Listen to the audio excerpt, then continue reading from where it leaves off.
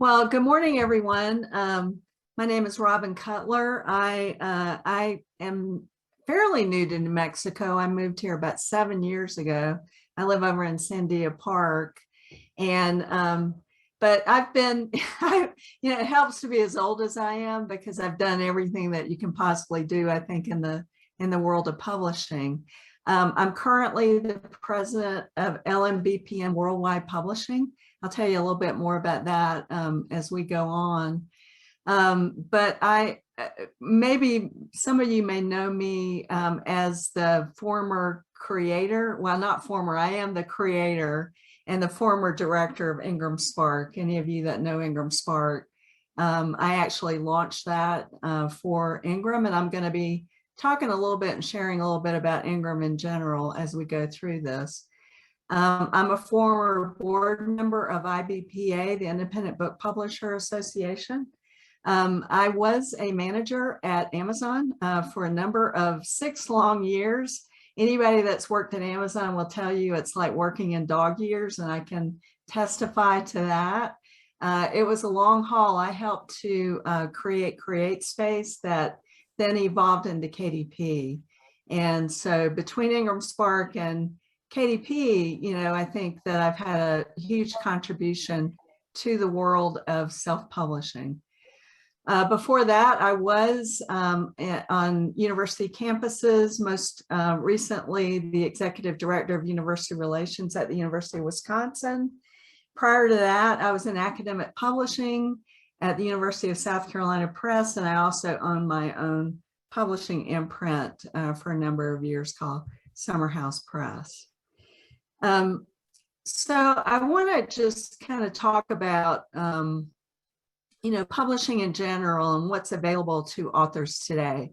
The great thing about where you are in your life as a writer today is that you have a lot of choices that really weren't available, I would say, even 10 years ago, but especially 20 years ago. So you can go the route of trying to get published by a traditional publisher. If you are interested in the big five, the big five New York publishing houses, you have to have an agent to be able to even approach them. But you have that route. And what I say to everyone, because I think most writers have a dream of getting a traditional publishing contract, and I wouldn't dissuade anybody from attempting that. But I will tell you, it's really tough. I would say give yourself a time period for how long you want to go that route, right? Because it can be hard knocks. You can get a lot of rejections, and some people, that dissuades them from, their publishing and their writing aspirations. So give yourself a period of time that you're willing to kind of put yourself through that model. But basically the publisher invests in you as an author, and it's a pretty big investment financially. So because of that, the publisher takes the rights, you assign the rights to them, and they make all the decisions. The road to publication is also very long. It can take anywhere from 18 to 24 months. And a lot of people move, there's a lot of authors that, have started in a traditional model that now are even self-publishing. So these 3 models are, you can be an author and be engaged in all of these different models. There's a hybrid publishing model now. It didn't exist until about 5 years ago. But basically, you're working with a publisher who would be providing you services, and that would be editing, design, marketing, and then you're paying, a fee for that. You share in the decisions with that hybrid publisher, but it's a lot quicker, usually 6 to 9 months. It can even be quicker than that to publication. You can be publishing under your own imprint, or you can also be publishing under the publisher's imprint. It depends on what kind of contract you have. And then self-publishing, which I put as number 3. So if you strike out, number 1, traditional publishing, you maybe don't want to do the hybrid publishing model, you can always today self-publish. You make all the decisions, but you also pay all the cost. And you have to pay the cost for the editing, design, and marketing and everything that a traditional publisher can do. And the great thing is you can publish whenever you're ready, whenever your book is ready to take to market. COVID, this last year and a half has really kind of changed things. What was interesting is that publishing and, books in the marketplace didn't really go away. In fact, they expanded during COVID. I think people have more time to read now and are appreciating a book. And what was really kind of surprising was that print became the dominant format. It's always been available, and it's a great technology that's lasted, for 500 some odd years. And people that prefer to read in print, that's not going away. So print became dominant. There was a slight rise, although ebook as a format has been fairly stable the last 10 years. There was a slight rise in ebook, and audio became really one of the preeminent formats that really emerged since COVID. So if your books aren't in audio, that's something that I think you want to think about. The other thing that COVID brought us was it really takes a little bit longer to put your books in the marketplace, even if you're working with a company like Ingramspark or even with KDP. It just seems like everything took a little bit longer to get, your book out there and into the marketplace. So don't expect that it's going to be overnight like you used to could do just a few months ago or a year and a half ago. And then self-publishers, that is the dominant group of publishers that is creating content and making it available, surpassing the big five and, even indie publishers. Now content is coming by and large, the largest growth in the self-publishing segment. I want to talk a little bit about catalog integrity, because you may have heard about this a little bit, even if you work in KDP or distribute through Ingramspark and what that is. And what that is now wholesalers like Ingram, retailers like Amazon are deciding they're not going to just take anything. They want books that have content. And where this came from was some publishers were putting out a lot of content that just had a cover and would have blank interiors. And so consumers that were purchasing that content thinking they were buying something else started complaining. And so Amazon started and Ingram started deciding that, they were going to start looking at content, not so much for censorship, but just making sure that what a consumer was purchasing was in fact something that, was legit. Another example that happened was, and this is kind of scary, that some people scam, trying to be or pretending to be an author. They would take a picture of a Viagra bottle, stick that on the cover of a book, make that available to Amazon, and the consumer would think they were getting a bottle of Viagra. And instead they would get an empty book with a picture of Viagra on the cover. So that has prompted, Amazon and Ingram to kind of take these measures. There's a lot of content that's public domain content that's available in, multiple versions on Amazon. Amazon's starting to take a look at that and not allowing that. And then there were just trending topics that would just kind of come up. The word pandemic, suddenly all these books had the word pandemic in it and really didn't have content that really addressed that. It was just kind of a scam in naming content, hoping that people would just buy it. So that's something to take into account, when you're publishing that, Amazon especially, Ingram especially is looking to make sure that what you are publishing is legit. I'll say it like that.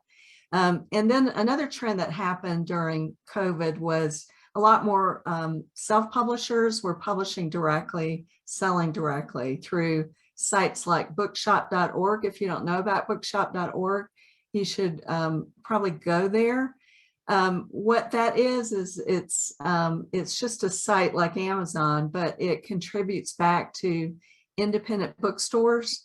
They give 10% of all proceeds to a collective fund that helps to keep independent bookstores alive. But as if you're self-publishing, you can also create your own storefront using Bookshop. So log on to Bookshop and just learn a little bit more like that. Aereo is a bookstore creator that Ingram has. I don't know if some of you may have had some experience there. And then Shopify, that probably a lot of people know, you can have your own storefront, sell your own books directly through your Shopify account. So what's selling, especially today with these changes that happen during the pandemic? So definitely children's activity books, children's picture books, lifestyle, cooking, has always been really popular. Content related to Black literature and culture, especially Black Lives Matter movement, has spurred that. For some reason, and I don't quite understand this because I'm not that kind of reader, but you may be, true crime, if you're stuck at home, I don't know why you would want to read about people being killed at home or whatever that is, but true crime has always been popular, but really became even more so during pandemic. Fiction, especially historical fiction, Gothic romance, and mythology-based has become really, really popular over this past year and a half.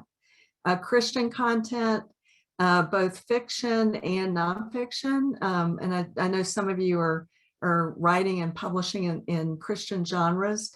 That's a good thing. And then poetry. I was so glad that you guys mentioned and had so much discussion this morning about poetry, because it is actually a trending genre, and which is really good. I don't know if it's because of social media, where everything's kind of scaled down in terms of the number of words you can put out there, but I think it's a really great trend. And I saw that personally. One of our top selling books when I was at Ingramspark was a poet that became famous through Instagram. His name was Robert Drake, and he has millions and millions of followers, and he did something really clever in building his audience, where he would type his poetry on old sort of old-fashioned paper on an old-fashioned typewriter. He would take pictures of it, and then he would post those pictures on Instagram, and that's how he developed such a great following. And then all of his followers would say, we'd like to buy your books, and then he started publishing and became really, really successful.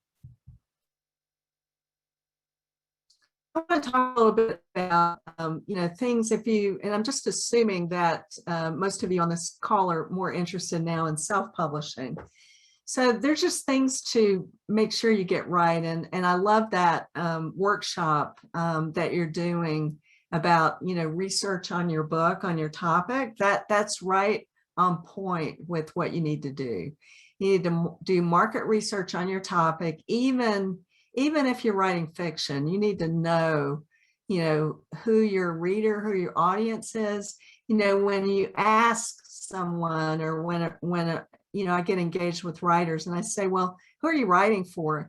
The wrong answer is to say everyone. It's just not true. So you need to know, like, who would be interested in your books, and who are you writing for, especially if you're writing in children's.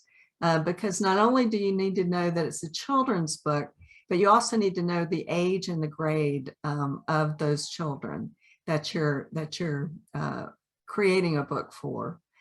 In the beginning, if you're self-publishing, this is, you're going to be paying for everything. So make sure you know what you can afford. There are a lot of free tools out there, and you can do it really, really inexpensively. But, I definitely believe that you need to, if you want a professional book, and I don't believe you should be publishing anything that isn't of a professional nature, you need to first of all, an editor, and secondly, if you can afford it, a designer, and then thirdly, a marketer to help you get that book out and sold into the marketplace. So know what you can afford, and don't take out a second mortgage on your house. Don't do anything crazy.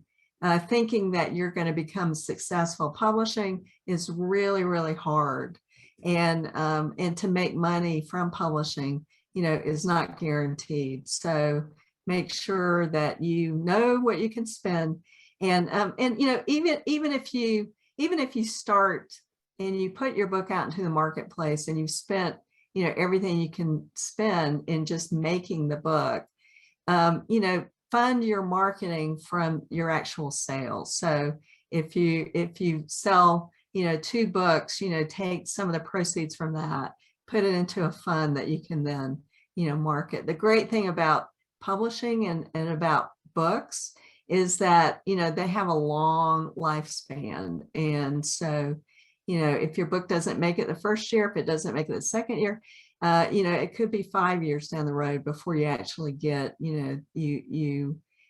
get your ROI, your return on investment. So know that you have time.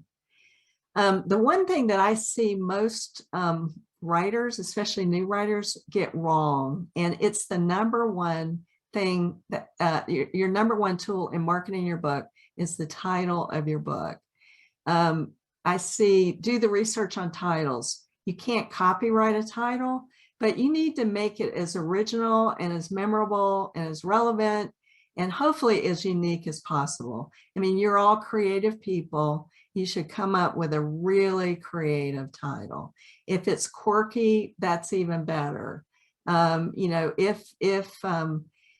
don't worry about bad language. I'm seeing, really a lot of things that, my mother's no longer with us, but my mother would be horrified to see some of the titles. And some of the best-selling titles today have a lot of slang or a lot of bad language on the cover. So if you're not comfortable with that, don't do it, but don't call it out or dismiss it as a possible title. The second most important thing is the cover design. So if you can afford a beautiful cover design, it's lucky that you're with SouthWest Writers. It looks like and sounds like you have a lot of resources within your group that can provide editing and design services for you. So look for a good cover designer, ask around other writers, look and see what are cover designs that you're drawn to, and find out who designed them, and see if you can reach and work with an artist. The blurb, the elevator pitch, it's really, really important that you hone that and that you spend a lot of time in making it interesting, not just that it's 150 words. Make sure that it is all interesting words. Make sure that they are keywords that can help your book be discovered, through these search tools like Google and Amazon. If you're writing nonfiction, it's really, really important, even fiction, to get endorsements if you can. This is when you want to call in your friends and coworkers and people that you have access to. Don't be afraid to ask someone to endorse your book. I know it's kind of scary as a writer. You feel like you're bragging about yourself. It's really, really important. And you'd be surprised at when you reach out to even famous people, how accommodating they can be for you. Be interesting as an author, build your brand. because that's what you're doing as a writer. You're building your author brand. Make sure you've got photos of yourself, not just a headshot, but yourself. If you love gardening, and we're lucky here in New Mexico, we've got beautiful landscapes. I saw some of you, sitting there, with the mountains, pictured behind you. That's a beautiful thing. If you have cats like the 18-year-old cat that was on earlier, to have a picture with that cat, I find that really intriguing. So be interesting, really play yourself up, and if you can't write about yourself or you feel, intimidated by that, definitely get maybe your beta group or some friend or colleague to help you write a good author bio. Nobody likes social media worse than me anymore, but it's really important as far as your author brand to be social and social. I would say pick one or two social sites that you normally engage with and that you don't feel like it's a chore, and pick those, and then start looking around for other groups that you can engage with and become part. I know Facebook has like a lot of writing groups now that you can become part of. So investing editing, and to me, this is the number one thing. The number one thing that calls out a poorly published book are typos and just poor editing. And there's a lot of different stages here, and you'll notice that your mom is only listed in the first stage of editing. So and I would say other family members. So this is where you need to invest in making sure that you that you put out a professional book. The last stage there that I have in proofreading, read your book out loud, especially if you're writing fiction. Make sure your dialogue sounds like people talking. And sometimes you'll read it and then you'll say it out loud and you'll realize, oh, well, nobody really talks like that. And you need to make sure that your dialogue sounds like the way people talk. I know that SouthWest Writers has a lot of great workshops and sessions on writing style, but this is really, to me, the most important slide of all the things that I talk about.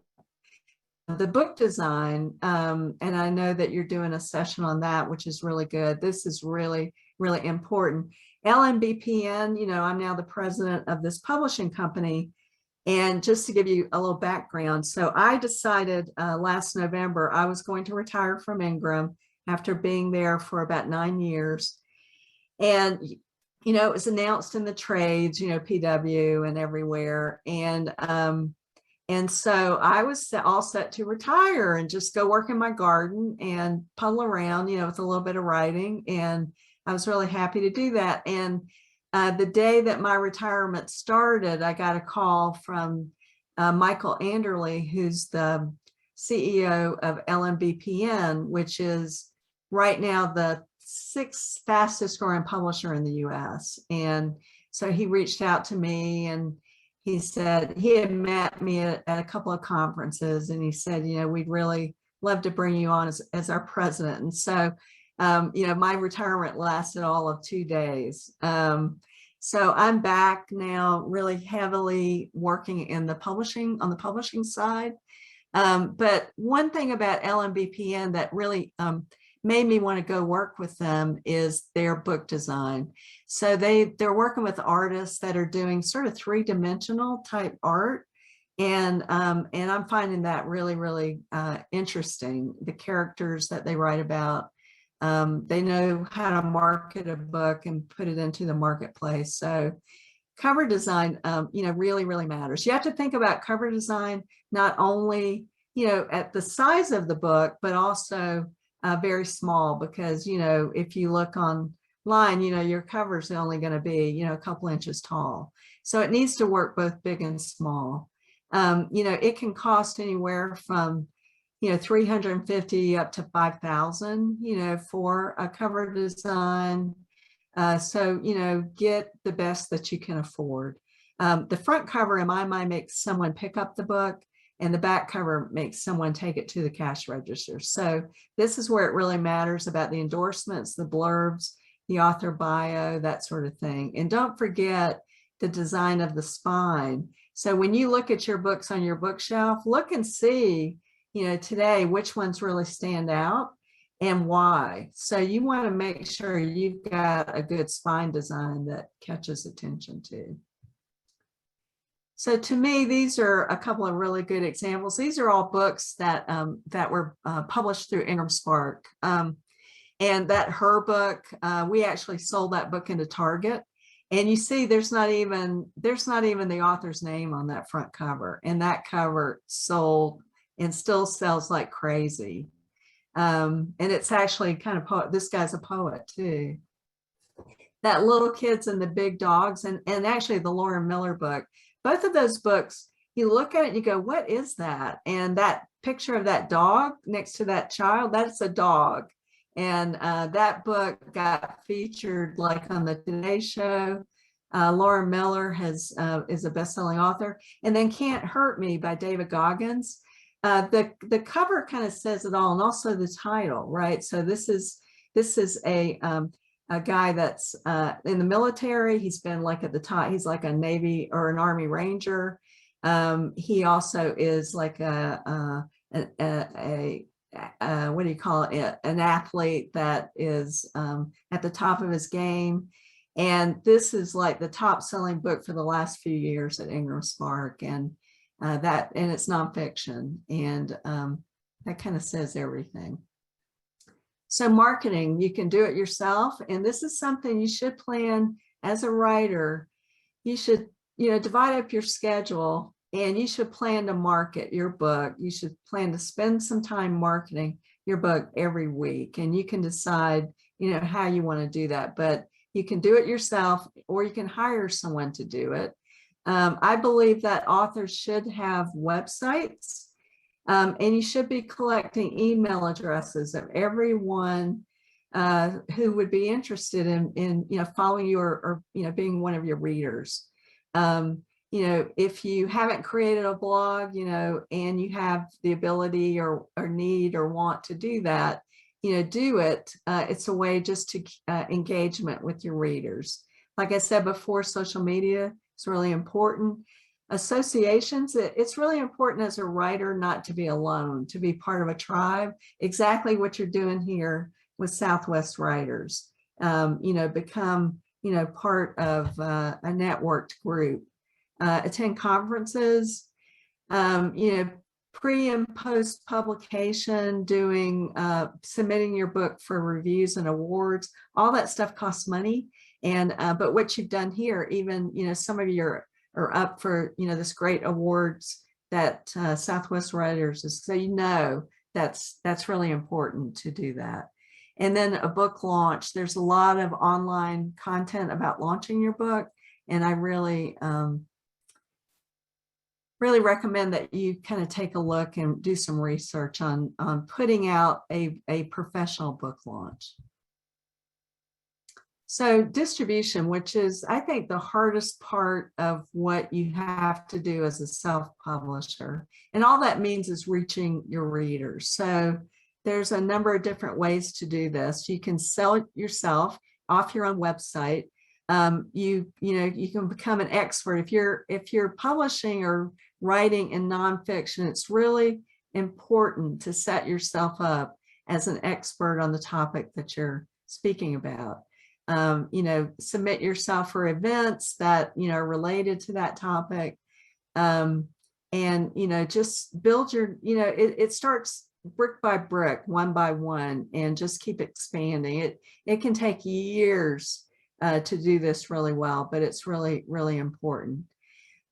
So wholesale distribution. So there's wholesale distribution and retail distribution. So retail is Amazon, right? I remember somebody asked me one time, what are you talking about when you say retail? Retail or stores, either brick or mortar or online stores like an Amazon. And then wholesale distribution is selling to the book trade, selling either to brick and mortar or online stores and libraries. And the best example and the largest book distributor in the world is Ingram, but there's also Baker and Taylor, Gardner's out of the UK, or I know we have someone here from the UK, so that person will be familiar with Gardner's. So what they do is they sell books. They take in books from publishers and then resell them to bookstores. And then there's something called full service distribution. This is as you grow as an author and as a self-publisher, you can actually, there's services you can contract with that will actively sell your book to the book trade, to Target or to Costco, for instance. And that's usually not something you have until, you have this wholesale distribution and you've gotten some success there. Full service distribution usually will require that you have sales of about 150,000 from a prior year before you're really ready to start paying for that kind of active selling. So just keep that in mind as a marker for what's out there. So this graphic right here kind of shows what Ingram is, and this would be other wholesalers kind of operate in the same sort of way. So you see on the left, authors and publishers provide their content to Ingram that now has about 14 million titles in their catalog. And then they make those titles available to the trade. And when I say the trade, I mean online bookstores, brick and mortar bookstores, chain stores like Barnes & Noble, libraries that ultimately are sold to consumers. So if you're working with Ingramspark, your book, you're over on the left as a content provider, that your books are going into the Ingram catalog, into that 14 million catalog. And then from there, the Bookworks would be able to purchase your book from Ingram. So what that gives you, if you're working with a wholesaler like Ingram, what that gives you are a lot of channel partners for print and ebook in one place. So this is where, internet retailers like Amazon, and even you need to think about Target and Walmart both as internet retailers, because especially Walmart has been expanding a lot into the book world, especially over the last couple of years, and especially during pandemic. So if your book is in the Ingram catalog, and it should also be available to Walmart. Target is a little bit of a different thing, where Target is kind of sold in specifically from Ingram into Target. So your book has to reach a certain sales threshold to be able to get that. Big box stores, everybody wants to get into Costco. I will say that is a double-edged sword. Costco only keeps your books on the shelf or on the table for 30 days. And, what doesn't sell goes back to the publisher. So a lot of people, a lot of authors, and in fact, if you're an Ingramspark author and Costco wants to buy your book, we don't even, or Ingramspark doesn't make that book available to Costco without your permission, because it's a lot of risk involved with that. Regional chain stores like Barnes & Noble, I hope Barnes & Noble survives. I know it's kind of scary these days. The pandemic, has really hit them hard, and they were already kind of hard hit before. So we definitely want these chain stores to come back. I love the Barnes & Noble, over in Coronado. And that's the one I go to if I'm not at Bookworks. But independent stores like Bookworks, specialty wholesale. If you're a Christian author or publisher, Spring Arbor is the wholesaler that Ingram owns that sells into Christian stores. So that's really important if you're doing a Christian book. University bookstores, gift stores, museum stores, and public and school libraries. So you have all that availability and market access from Ingram. So what to know about wholesale? And I guess somebody's keeping up with time, so let me know when I'm about 15 minutes out, if you would. So distribution takes time. Even though you set your book up, you've turned on distribution, It doesn't instantly happen. So this is data feed that goes out. It goes out from one site to another to another. And really, you should plan, when you're planning to launch your book and publish your book, you should plan that it's going to take about a month if you're setting your book up with a wholesaler like Ingram or Ingramspark, it takes about a month for all that data to get distributed out to all of those different, 40,000 partners. So plan on that. Don't act like it's going to be overnight, because it won't. And you still have to market your book. You have to tell people where to buy your book. You have to tell retailers and libraries that your book is available from Ingram, from Baker and Taylor, or even from Amazon. I will tell you that retailers or independent bookstores, if you go in there, say you're only set up with KDP on Amazon, and you go and tell your local retailer that your book's available from Amazon, you're not going to get a warm and fuzzy from them. Amazon is their competitor, and they will not be open for that. So I'm going to talk about a little bit more about this here in a minute. Retailers and libraries prefer to order from Ingram, and it's not a bad idea. If you're selling direct to retailers, especially as a publisher, you then have to collect the money if the retailer has sold your books. I have been on the wrong side of that, where retailers wouldn't pay me as an independent publisher. And so if you're dealing with a wholesaler like Ingram, you kind of don't have to worry about that. You're going to get paid from Ingram. And then changes to metadata, like all the information about your book. If you want to change your price, or you want to change your description, or you win this Southwestern award, you can update your metadata, and then that data goes out, like in those data feeds, to those channel partners. So I want to talk a little bit about print on demand. So Ingram has a print on demand company that they started about 21 years ago, and you may have heard of it, called Lightning Source. So that is Ingram's print on demand company. KDP is print on demand. So what's great about print on demand, so if you decide, your book, you want to make a print version of it, especially in children's books, and this happens all the time. Someone will print 5,000 copies. They'll just decide this book's going to be this huge success. They don't know anything about the marketplace. They will print 5,000 copies of their children's book. And then they say, now what?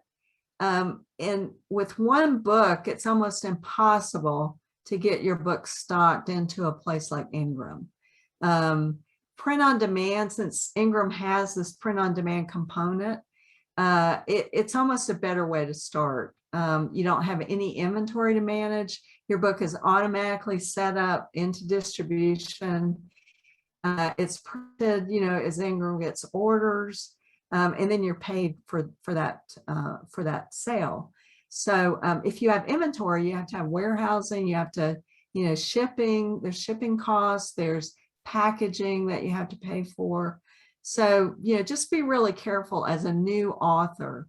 If you don't know the size of your readership and your market, I advise you not to print and have inventory to start, and use POD to start. So anyway, it could be that you get too big for print on demand, because it can be kind of expensive. And if you're going to sell more than, I would say, 1,500 copies in a year as a print book, then you might want to invest in inventory, but be careful about that. And the great thing about print on demand, to me, the number one thing is you can revise your digital file at any time, upload it, and then every book that gets printed after that, is new with that revised content. So say you win the Southwestern Writers Award, and you want to highlight that on the actual cover of your book, you can go in, revise that file, upload it, and then everything will have it on there after that. And Robin, we're just at about 15 minutes left. Okay, thank you. So Ingramspark, some of you may know Ingramspark. I created Ingramspark. I'm happy to say that at the ripe old age of 59, I launched Ingramspark, which I think is phenomenal, that I still have some relevance in the world of publishing. But it's the fastest growing part of Ingram. You can publish your book both in print and as an ebook, and it's fairly simple to use. Ingramspark, one of my proudest moments is that Ingramspark won an Authors Guild Award in 2017 for outstanding contribution to the literary community. And I accepted that award along with Toni Morrison and James Patterson. This gives me goosebumps even when I see this picture, me with Toni Morrison. And but that's certainly one of my I think the highlight of my publishing career for sure. If you haven't, it's on Netflix. If you haven't seen a documentary, I think it's called Toni Morrison, The Pieces I Am.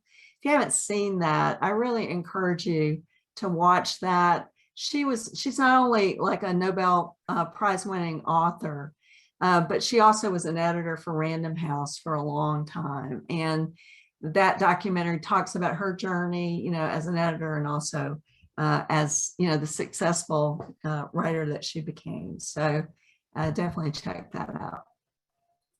So this is how it works to get your book kind of finished. So you will have had your book edited, hopefully had it designed, and then you've got finished digital files after working with your designer or doing it yourself, formatting it yourself, or working with someone like Rose that can format your book into finished digital files. So you'll have hopefully an ebook, and I believe in publishing your book in as many formats as you can afford.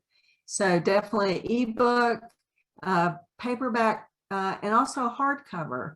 Hardcovers have really risen up in the last year and a half, which has been a huge surprise to everybody, that people now, want a hardcover version of especially their favorite authors. So don't exclude hardcover as something you can't have. You can definitely make it available as a print-on-demand book through both KDP and Ingramspark. Oh, KDP doesn't do hardcover, Ingramspark does, but so on ebook, here, I believe, you can go exclusive with Kindle for the first 90 days. That's where you make the most money. You'll make 70%. If you go non-exclusive, you're going to get 30%. I believe you should go, whether or not you go exclusive or non-exclusive, that's your choice and something you need to think about and learn about. But I think as an author, on the ebook side, it really is worth it to go direct, especially to Kindle and probably Apple, although Apple's hard to get your book formatted correctly to upload to. Nook and Kobo. So those four are the big four ebook retailers. So you make a lot more money if you go direct. If you don't want to do that, you can definitely, set up with Ingramspark that can distribute to all of those places for you. So you'll get your finished files, you'll upload them. I believe you should set up your print book in both KDP and Ingramspark at the same time. And it gives your book the best chance for success in the marketplace when you do that. Your book metadata, I'm going to have a couple of slides on what that is. You upload your digital file, and then you get an e-proof, order a print copy, make sure you like it before you turn on distribution. You'll have to set a price on your print book. This is an example of how this works. You'll have to set a price and a discount. You can offer a discount anywhere between 30 and 55% off the retail price. If you think the book's only going to sell online, I would set it at the lower of the 30%. But if you really want to get into brick and mortar bookstores, 55% is the standard in the industry. So this gives you an example of what you'll be paid after the print cost is deducted. So here's the metadata I was talking about. So metadata for distribution, you have your title, you have just your description. We talked about that earlier. It needs to be really, really good. really interesting. The author name. Make sure, this is really, really important. Make sure your author, and if you have multiple authors, that those names that are actually on the physical cover, they actually match the metadata that you upload into the system. If they don't match, it can create all kinds of errors through the distribution network. You'll need to provide subject categories for your book. In the library world, that's called BISAC. In the retail world, especially internationally, it's called thema. But it would be like if you're doing fiction, if you're publishing science fiction, that would probably be the first category. If you're publishing, you know, horror, you know, there's a lot of different subgenres of that. So you want to provide at least 3 different subject categories for your book if you can. And like I said, do as many formats as you can afford. If you're publishing in a series, especially fiction, which I highly recommend, you know, you started out as a series. Keywords, that's really important. That's how would someone find your book in a string of words. And then imprint, who's your publisher name? As a self-publisher, your publisher name should sound grand and glorious. In my view, it should sound like you've been around for a long time. I don't believe it should be your name. I think it should be something else that just elevates and creates this whole thing of professional publishing around your book. Author bio, we've talked about that. Reviews, audience, you'll need that. ISBN, that's the unique identifier. So you will have to have an ISBN on every format and a different ISBN on every format of your book. If you're selling globally, you'll need to be able to price in different global currency. If you're doing print, you'll need to know the size, the number of pages, even paper color. The discount you saw on that earlier slide, you'll need to set that, and whether or not the book is returnable. And this is in Ingramspark, you have 3 different options of non-returnable, return and deliver, and return and destroy. If you pick return and deliver, it means that if the books are returned back to Ingram and we return them back to you as the publisher, I think they charge $2 or something to send those back to you. So be careful about returnability. If you're not comfortable with returnability, don't check it. Do non-returnable. Publication on sale date, you can have a space there.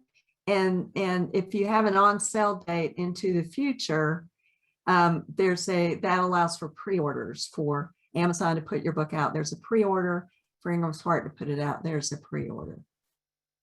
I don't want you to forget about self-publishing as something for fun. So this is a book that I did when my grandson was 5 years old. I took pictures at his little pirate party, and then I made this memento book for him. And I did it really easily. I took pictures. I used a site called Prism and turned the pictures into artwork. And then I created a little imprint called Party Hardy Storybooks and put it out on Amazon. He's thrilled that he can show this, that book's available. And very quickly, if you didn't know, there's a formatting tool now available in Ingramspark that's free. It's all template based. You know, when you're working with someone like Rose, you know, you get something more customized, but this is template based. It's totally free. It makes it really easy to format your book and then just make it available. And then here's my contact information if you want to reach out to me. And if there are any questions for any of the time that we